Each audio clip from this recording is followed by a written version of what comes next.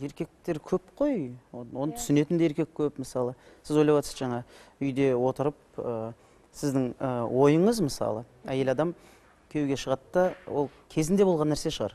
Қазір заманның ағысына байланысты ол әйелде де еркіндік болады. Ол ең бастысы баспен жұмыс істеу да. Түсінесіз бе? Ол ойбай, мен ақша күткім келмейді, мен оны неғылам, мен одан сұрап күйеуімнен позор түсетіп дегендей. Ондай емес та, мысалы. Ол сіз мимен жұмыс істесеңіз, ондай еркек бар, табылады сізге сай. Түсінесіз бе? Енді Қайрат мырза, сіздің мимен жұмыс істеу дегеніңізді сәл қолау болсаңыз деген мағына ма бұл? Саналы түрде. Жоқ, сана сезім, жаңағыдай. Ақша сұрағанда тұрған ештеңе жоқ дегенге. Түсініп тұрмын ғой. Ол мысалы жаңа айтып отыр ғой, әйел адам мен мысалы сұрағым келмейді дейді да. Ол жақсы көретін еркек. Ол өзі ақ әкеледі үйге. Ол мысалы да.